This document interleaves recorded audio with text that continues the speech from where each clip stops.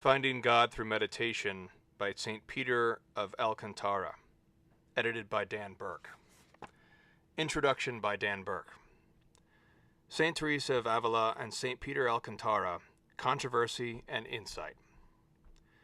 In 1577, St. Teresa of Avila completed what is heralded as her seminal work on prayer, The Interior Castle. This guidebook to the most profound depths of prayer has become the standard against which all serious inquiries into interior progress must be measured.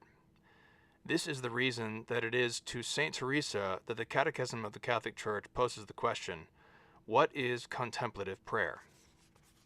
It is in the fourth mansion of the Interior Castle that the author of this work, the holy Franciscan friar Peter of Alcantara, through his writings and relationship with St. Teresa, collaborates with her in an important exchange that should impact the way we view prayer today. This collaboration arose from a dispute involving individuals positing to St. Teresa that a soul seeking to advance in prayer should work to manage thoughts or guide the mind to silence or stillness during prayer.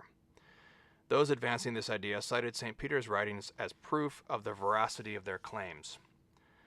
Owing to her knowledge of and respect for St. Peter, as he was one of her spiritual directors, St. Teresa desired to ensure that her thinking on the matter was correct. She turned to the text you now hold to resolve the dispute. After her investigation, St. Teresa, not known for timidity of expression and emboldened by her union with St. Peter, attacked these false teachings with a notable force that should elicit our careful attention. St. Teresa, in the third chapter of the fourth mansion of the Interior Castle, argued 4 key points against using any method that is excessively focused on thought management during prayer. In summary, she argues that recollection is a loving awareness of the Lord that comes in the form of a gift and not as a result of spiritual gymnastics.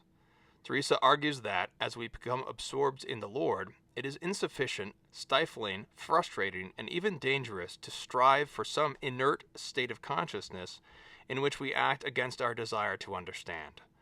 Instead of a state of consciousness, she encourages us to seek a loving friendship with God.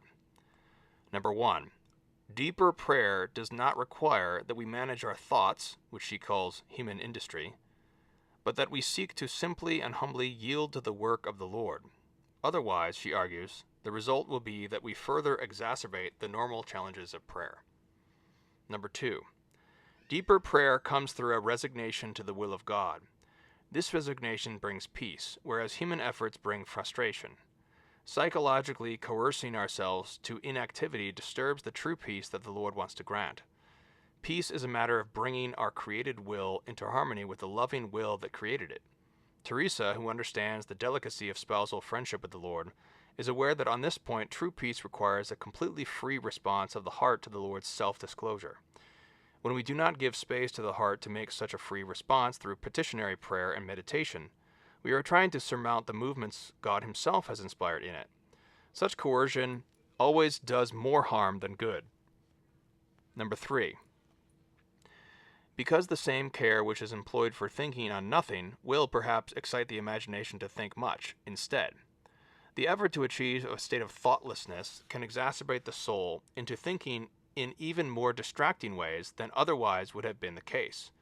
We become aware that we are thinking not to think, or else that we have achieved a state of thoughtlessness.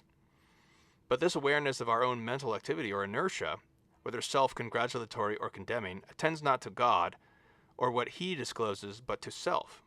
It is locked in an orbit around one's big fat ego, unable to break free of its self-awareness even when it is not self-aware. Number 4, quote, because the most pleasing and substantial service we can do for God is to have only His honor and glory in view, and to forget ourselves, our own benefits, delight, and pleasure, end quote.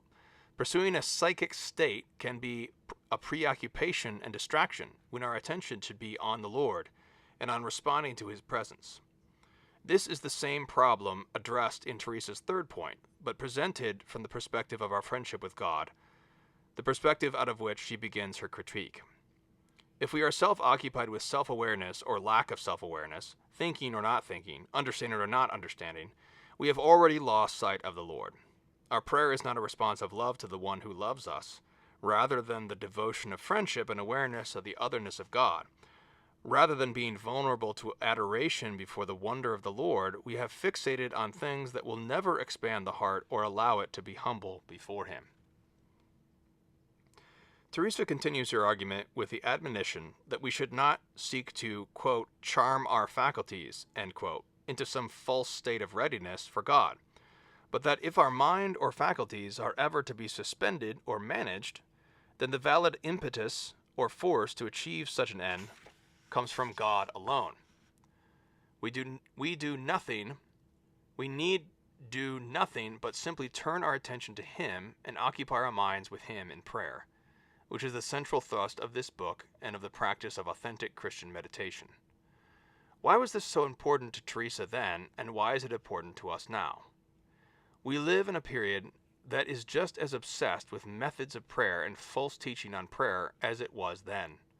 In keeping with our lower nature, we look for secret, easy formulas to success. 5 ways to do a better this, and 4 quick and easy ways to do a better that. As with modern weight loss schemes, these methods leave the wallet thinner and the soul no closer to the fulfillment of what it truly needs and desires. St. Peter of Alcantara's work is as sure an antidote to much of the false teaching of our day as it was in his own.